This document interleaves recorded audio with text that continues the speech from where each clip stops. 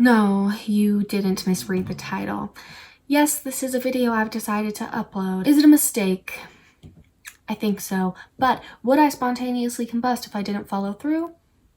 Most likely, yes. The thing is that defending Riverdale is more like a roundabout way of defending myself, because I get comments, more often than I would like to, saying that every opinion I'll ever have about anything ever is rendered invalid by the fact that I was previously a Riverdale stan. Making videos about garbage movies, but you like Riverdale? How can you say all this and then like Riverdale? I agree with all of your points, but I feel like Riverdale acts the way this movie does. But you like Riverdale? You hate Bratz, but you love Riverdale? Girl, wow, I was really into your channel, but then found out you like Riverdale. I'm not gonna listen to some bench who watches Riverdale and ships Bughead. Also, just because you think it's garbage doesn't mean it was forking garbage. It's just your opinion. That doesn't make it a fact. So no, my childhood isn't ruined. Your dumb Ash ships are garbage. She is telling facts, but isn't she like a hypocrite? Because she said this isn't realistic, but Riverdale isn't realistic as well. No one has synchronized dancing in real life, same as the part where a huge amount of people get murdered so quick. The police don't even try to look for Black Hood, actual police would IRL. Turns out people don't really take you seriously as a media critic when your success was built from Bughead edits.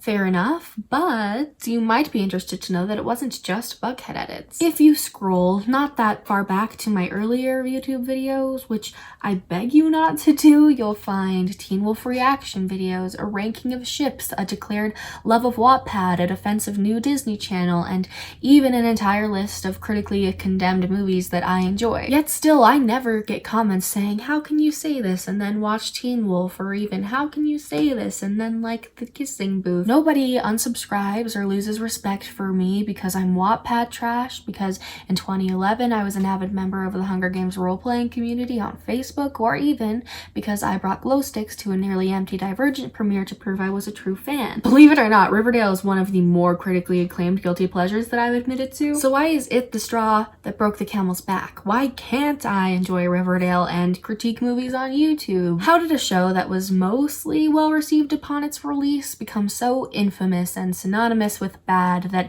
it invalidates the taste of anyone who dares enjoy it? I'd like to answer that question today, but first a word from our sponsor. Hey there, welcome to the white bordered portion of the video, otherwise known as the ad. Today for Skillshare. So, Skillshare is an online learning community where you can take classes in just about anything. Looking to develop a hobby? Sure. Expand your skill set? No problem. Further your career? Okay. With a premium membership to Skillshare, you have unlimited access to any course that piques your interest. I mean, being a YouTuber, I get asked all the time, constantly, how I go about writing my videos, editing my videos, and creating my thumbnails. Not only are there classes on all of those subjects, but there are multiple classes on all of those subjects. Personally, I wanted to use Skillshare to expand my houseplant collection past my little pothos Zazu, and I found this course by Chris Satch very informative. Unrelated, Skillshare is helping me up my Instagram game. But I know what you're thinking. All of the information that I desire taught by experts and professionals, that must be so expensive. And you'd be wrong. Skillshare is an affordable $10 a month, and that's not accounting for the 2 whole months you'll get free by using the link in my description. Free. So like there's no reason not to click the link in my description is all I'm saying. Anyway, thank you Skillshare. Now back to Julia in a different shirt. So let me just clarify what I am not saying before I get into this, because I would really rather not be misunderstood.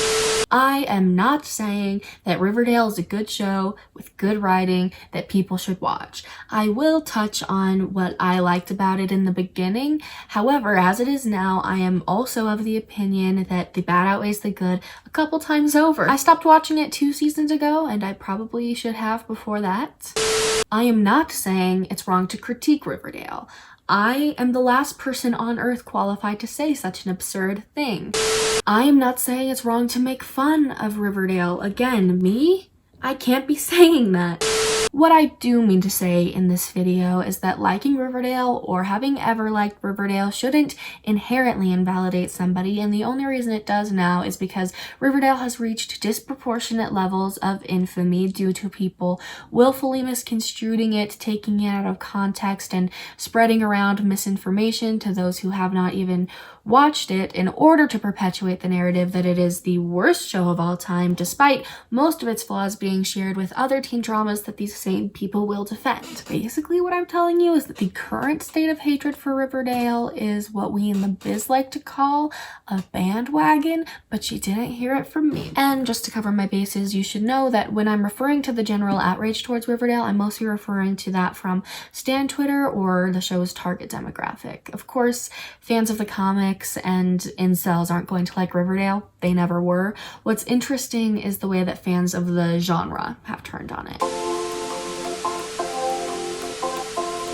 Something that people unfamiliar with teen drama history might not know is that Riverdale premiered at perhaps the most perfect moment in time for its success. This being because in 2017, the same year it came out, The Vampire Diaries, Teen Wolf, and Pretty Little Liars all ended in rapid succession. An era came to a close, and as someone who was active in the Teen Wolf fandom at the time, I can tell you that we were all aware of the big gaping hole we had to fill up, and for a short while Riverdale fit that mold. It was a show so clearly built for us. Unreasonably attractive 20-somethings playing 15-year-olds, shots that were just begging to be compiled into an Instagram edit, and most of all, ships. Riverdale's advertising and pilot dangled ships in front of us like, hey, we know that Stydia, Emerson, and Delena were endgame, but here's some new stuff to fight about. One of them notably being Veronica, but we'll touch on that in a minute. To this day, I will critically acclaim the pilot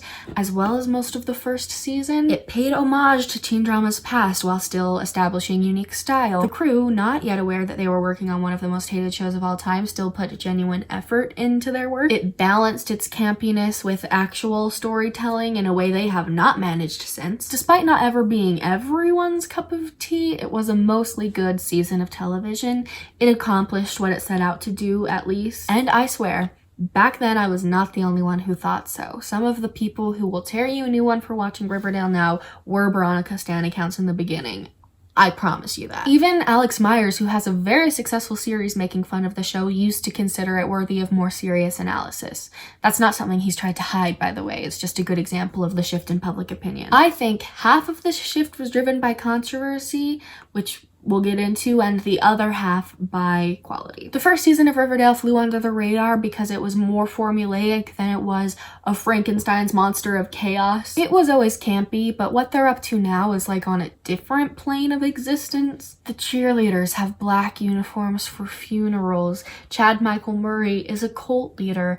Betty has serial killer genes, and just about every character has a secret sibling. I don't blame you for roasting this show. However, I am of the opinion that that's exactly what they want you to do, and not enough people acknowledge that. My thought is that the writers took their job seriously in the beginning and then accidentally created a few memes that sparked conversation and improved ratings, so then the CW or the writers' room decided not to stray away from that perception of their show, but lean into it. I know that this is all conjecture on my part, but I really can't understand watching the show and thinking it's an accident. Which is why it shocks me that the joke I see most frequently made about Riverdale is that the writers are just a bunch of bumbling idiots that don't know what they're doing. It's not offensive, it's all in good fun, but it does frustrate me that so many people think that they're laughing at the show when I think they're laughing with it. Anyway, what I'm getting at is that scandals aside, Riverdale's fan base dwindles every season because they keep straying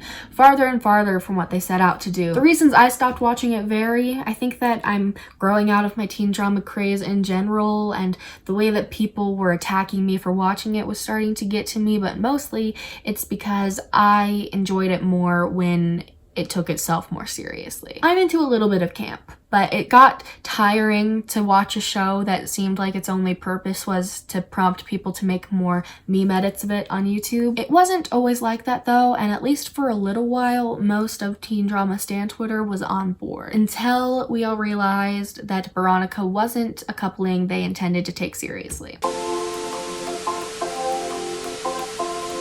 Riverdale's public perception has been defined by controversy, and as someone who was in the fandom from the jump, I can tell you that the two major hits that turned people from Stan Twitter against it were the queer baiting of Veronica and the erasing of Jughead's asexuality. And since then, they haven't slowed down. There's an episode where Jughead jokes about slitting his wrists. The cast is under fire, like, all the time. People don't think minority characters like Tony, Josie, Cheryl, Kevin, or Reggie get enough screen time. They think that the teenage characters are over-sexualized. They think that the way mental health is portrayed on the show is inaccurate. And a new scandal has erupted as I've been working on this video, so thanks for that, Riverdale. I agree with my fair share of these critiques. I think they did queerbait Veronica. I think they do over-sexualize their teenage characters. And I would agree that they habitually sideline their minority characters in favor of giving all the screen time to the core four, of which all but one is white. I'm not here to tell you that the show is politically correct or that it's been morally superior. I would be lying, though, if I said I didn't take note of how often these scandals are blown out of proportion and spread on Twitter by people who did not watch the scenes or episodes in question. So, as I've been working on this video, a couple tweets have gone viral saying that Veronica is attracted to her dad. My initial reaction to this was, oh, Riverdale, how could you do this to me? Now, though, I think it's actually a pretty good example of what I'm talking about here. Here's what really happened. I despise that man. I want nothing to do with him. But you willingly live at home. Well, yes, but... You obediently come when he calls you. Veronica, I don't think this is hate. It's obsession. You and your father are obsessed with each other. You're diagnosing me with daddy issues? Your connection goes far beyond that of a typical father-daughter. It's primal, cosmic. He sees you as an extension of himself, which is why he'll never fully let you go. And you see him as your ideal future self. No, that's baseless. I have no desire to become my father. He is an abjectly bad person. I have zero respect for him. And yet he has instilled in you a drive that is perhaps the reason why you are so successful. He's taken more than he's ever given. My old friend, Dr. Freud, has two diagnoses that seem pertinent to your situation. The Oedipus and Electra complexes. You're locked in a constant battle for identity with your father. You're driven by compulsive forces like love, sexuality, obsession. I'm not stabbing my eyes out for any man. Acknowledging that the tether exists is the first step towards breaking it. Electra murdered Agamemnon. What are you saying, Mrs. Burble? Obviously, I'm not suggesting murder, but rather to cut ties with him for good. Basically, a brief reference to a psychological theory suggesting that some kids have subconscious attraction to their opposite sex parent and therefore feel in competition with their same-sex parent. Now, this is still weird and I'm not on board, but it's not the same as this. Reading this gives you this idea that Riverdale is enacting a storyline in which Veronica has a crush on her dad. What they've actually done is establish Veronica's character motivation to stop associating with her father while not diagnosing her with, but referencing the Oedipus complex. This phrasing might be technically correct, but it is deliberately misguiding. And thousands of people, including myself, took it at face value without looking into it ourselves. What's more concerning actually is that it's a reference to Freud, who has fallen from grace with psychologists recently. There's actually no reason to believe the Oedipus complex has any merit to begin with, but whatever. This isn't the only time this has happened. People love to phrase their critiques of Riverdale in a strategic way to generate outrage. Remember Betty's pole dance scene? Well, I think we can all agree that this is a weird way for a teenage character to be portrayed. But I constantly see people reference the scene as that time Betty pole danced for a room of old men, which again is true, but it's not like the story. The plot here was that Betty was doing all of the things she had to do to become a serpent, of which one was pole dance, and it wasn't portrayed as a good thing in the story. This was a low point of Betty's character, it was a breaking point of Betty's character, and it was not something that any other characters were happy to see her doing. I think that's actually kind of an improvement on teen dramas past. Is it still gross? Yes. Is it still worthy of critique? Yes, but I also think that it's important not to reimagine the circumstances of a story in order to prove your point. The one that always bothered me most, though, and I need you to hear me out on this one, is the claim brought up time and time again that Riverdale erased Jughead's asexuality. The fact of the matter is that Archie Comics characters were created in 1941,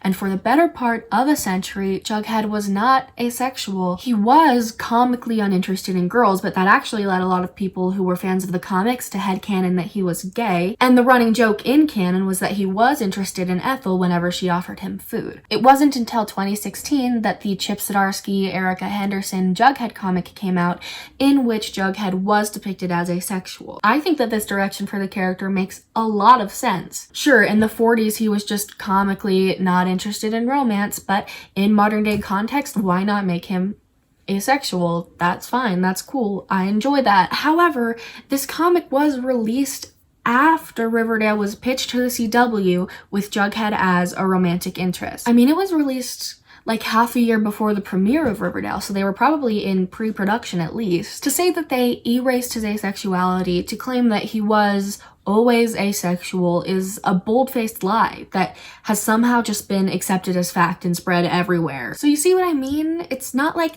there aren't perfectly valid reasons to say that Riverdale is problematic, and I would not blame you for thinking so. But a lot of the animosity and vitriol directed at people who watch the show was built from misinformation and deliberately obtuse observations. But hey, blown out of proportion or not, Riverdale still has one too many controversies under its belt for comfort. I get that. I would still ask you though, fellow teen drama fans, if that is specific to Riverdale. I am of the opinion that most of the high-profile problems people have with Riverdale are shared with other teen dramas that have been more easily forgiven. Don't believe me? Let's break it down. Queerbaiting, as seen on Teen Wolf, The OC, Glee, and 13 Reasons Why. Sexualized teenage characters, as seen on 13 Reasons Why, Euphoria, Pretty Little Liars, Teen Wolf, The Vampire Diaries. Most of them a little bit. Yeah, a lot of them. Teacher-student romances, as seen on Pretty Little Liars, Gossip Girl, One Tree Hill, and Glee, maybe? I'm not sure. Sidelined minority characters, as seen on all of them.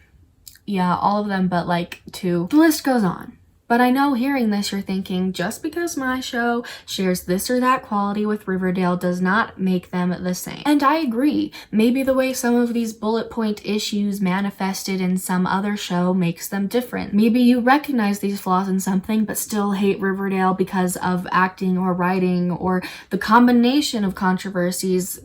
Whatever, maybe you disagree, it shares these flaws at all, and you can do that. You can do any of that. I will not call you a hypocrite for having different opinions of different shows that maybe sometimes overlap in problems. I'm just asking for that same allowance. Remember the comments I showed you in the beginning? Remember how they dethroned me and invalidated me because I happen to dislike something that in their opinion shares flaws with Riverdale? I'm telling you right now, folks, for future reference, that I will not be sure that everything I've ever loved is not guilty of something before I criticize that in something else, especially when that something is subjective. I can't be doing that. It's impossible. There are too many variables. I'm sometimes willing to forgive something of a problem. I sometimes don't agree with you that it has that problem. And sometimes the way a problem is framed in a specific story makes it different or more agreeable. Basically, please just stop pigeonholing me to the fact that I ship Bughead, please. I can't pretend to hate something that I don't in the name of consistency.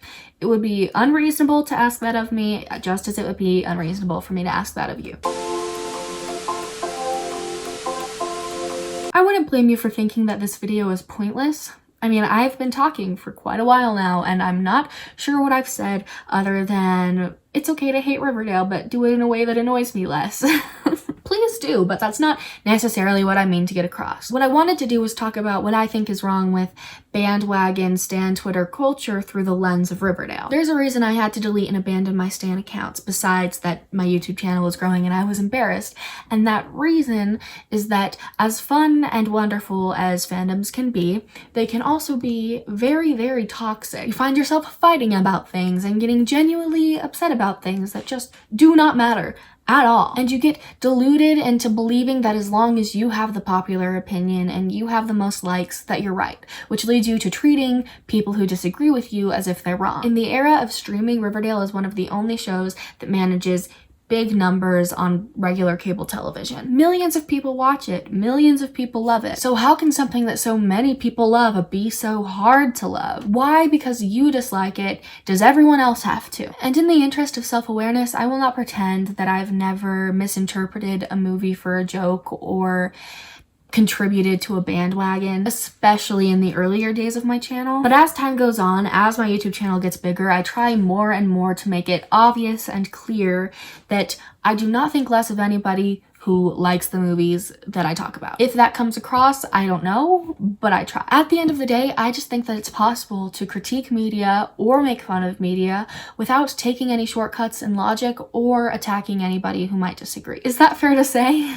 I'm so afraid that people will hate this video.